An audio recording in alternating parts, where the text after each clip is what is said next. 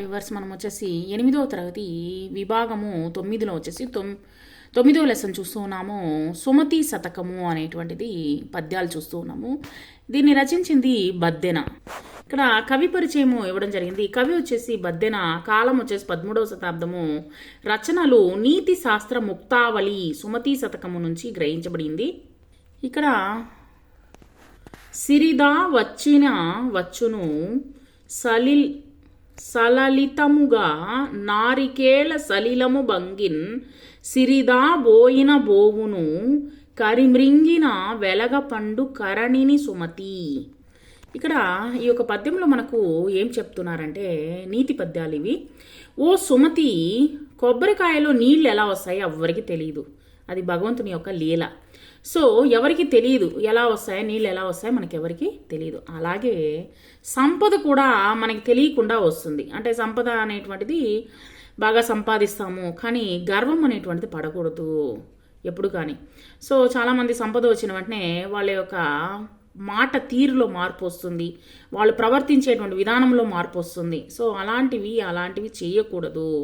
So సిరి ఎప్పుడు వస్తుందో ఎప్పుడు పోతుందో ఎవరికి తెలియదు అనమాట. అలాగే సంపద కూడా ఎవరికి మనకి తెలియకుండా వస్తుంది. అదే సంపద ఏనుగు తిన్న వెలగపండులాగా మనకు తెలియకుండానే మాయమైపోతూ ఉంటుంది.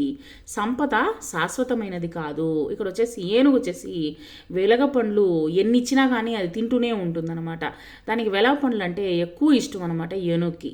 సో ఆ విధంగా వెలగపండు ఏ విధంగా అయితే తింటుందో, ఏనుగు ఇష్టంగా తింటుందో, అదే విధంగా మన దగ్గర ఉన్నటువంటి డబ్బు కూడా కరిగిపోతుంది. ఒకరోజు కాకపోతే ఇంకో రోజైనా సరే మన దగ్గర ఉన్నటువంటి సంపద మొత్తము కరిగిపోతుంది. అంటే ఏంటి, మనం ఖర్చు పెడితే కరిగిపోతుంది అది కాదు. సంపద అనేటువంటిది శాశ్వతమైనది కాదు, మన నిరంతరం కాదు. అంటే మనుషులు కూడా శాశ్వతం కాదు. కానీ ఒక డబ్బు సంపాదిస్తున్నాము అనేటువంటి ఆమావంతో ప్రవర్తించకూడదు అనేటువంటిది ఈ యొక్క పద్యం ద్వారా చెప్తూ ఉన్నారు. మాటకు బ్రాణము సత్యము, కోటకు బ్రాణంబు సుబుట కోటి దరిత్రిన్, బోటికి బ్రాణము మానము, చీటికి బ్రాణంబు వ్రాలు సిద్ధము సుమతి. ఇక్కడ ఈ యొక్క పద్యంలో మనకి ఏం చెప్తున్నారంటే, ఓ సుమతి, మాటకు సత్యం అనేటువంటిది చాలా ఇంపార్టెంట్ అనమాట. అదేవిధంగా ఒక కోట ఉంది అంటే దానికి సైన్యం అనేటువంటిది నిండుగా ఉండాలి. స్త్రీకి శీలము, తర్వాత వచ్చేసి ఉత్తరానికి సంతకము అనేటువంటిది ప్రాణం వంటిది. ఉత్తరంలో వచ్చేసి ఎవరు రాశారు అనేటువంటిది సంతకము, ఎవరు అనేటువంటిది రాసేది అనేటువంటిది ప్రాణం వంటిది. అదేవిధంగా వచ్చేసి మాట మాట్లాడేటప్పుడు నిజాయితీగా, నీతి తప్పకుండా సత్యాన్నే మాట్లాడాలి. కమలములు నీట బాసిన గమలాప్తుని రశ్మిసోకి కమిలిన భంగిన్, తమ నెలవులు దప్పిన దమమిత్రుల శత్రువులౌట తద్యము సుమతి. ఇక్కడ ఓ సుమతి, తామర పువ్వులు అనమాట. తామర పువ్వులు నీటిలో ఉన్నప్పుడు సూర్యకాంతికి వికసిస్తాయి. సూర్యకాంతి వచ్చినట్టుకోండి వికసిస్తాయి. అదే తామర పుష్పాలు నీటి నుండి బయటకు వేస్తే సూర్యకిరణాలు వాటిపైన పడి ఏమైపోతాయి, వాడిపోతాయి అన్నమాట. సో వాడిపోయినట్లే చేస్తాయన్నమాట. ఆ విధంగా తమ స్థానాన్ని తప్పితే మిత్రులు కూడా శత్రువులు అవుతారు. అంటే తమ ఉన్నటువంటి స్థానంలో ఉంటేనే మనకు స్నేహం యొక్క విలువ అనేటువంటిది ఉంటుంది. అంటే స్నేహితులుగానే ఉండాలి. స్నేహితులని మోసం చేసి ఈ విధంగా చేస్తే మనకు నీటి నుంచి బయటపడినటువంటి తామర పువ్వుల మాదిరిగానే వాడిపోవడం జరుగుతుంది. అంటే మిత్రులు కూడా ఏమైపోతారు, శత్రువులుగా మారిపోతారు. ఇచ్చునదే విద్య రణమున జొచ్చునదే మగతనంబు సుఖవీశ్వరుల్లన్ మెచ్చునదే నేర్పు వాదుకు వచ్చినదే కీడు సుమ్ము వసుధను సుమతి. ఇక్కడ వచ్చేసి ఓ సుమతి, విద్యాదానమే విద్యకు ఫలం. మనం చదువుకున్నటువంటి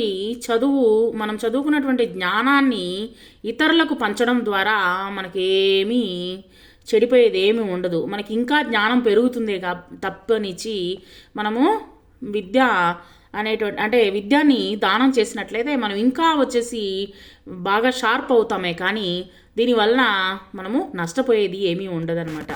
యుద్ధములో చేరుటయే పౌరుషము. యుద్ధం ఉందనుకోండి, ఆ యుద్ధంలో చేరడమే పౌరుషం అనమాట.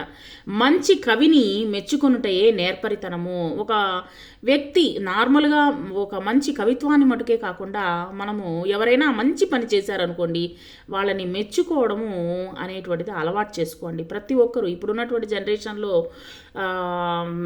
ఇప్పుడు ఉన్నటువంటి జనరేషన్ కావచ్చు, లేదా ముందు ఉన్నటువంటి జనరేషన్ కావచ్చు, లేదా రాబోయేటువంటి జనరేషన్ అంటే తరం వాళ్ళైనా సరే, ఎవరైనా సరే, మనం వచ్చేసి ఇతరులు అంటే ఊరికనే పొగిడేయడం కాదు, తను నేర్పరితనము, తన యొక్క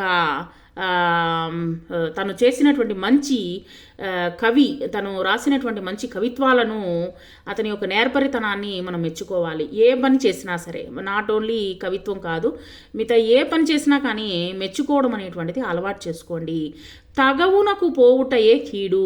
మనము రోడ్డు పైన కొళాయి దగ్గర వచ్చేసి గొడవలు వేసుకుంటారు చూసారా, ఆ విధంగా గొడవలకి పోకూడదు.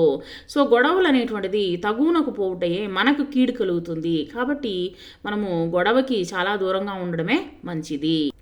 తల నుండు విషము పనికిని వెలయంగ తోక నుండు వృశ్చికమునకు తల తోక ఎనకయుండును కలునకు నిలువెల్ల విషము గదరా సుమతి.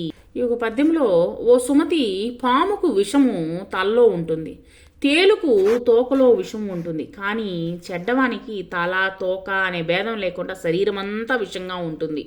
వాడి యొక్క మనసు నిండుగా ఏంతో నిండిపోయి ఉంటుంది, విషంతో నిండిపోయి ఉంటుంది అనమాట.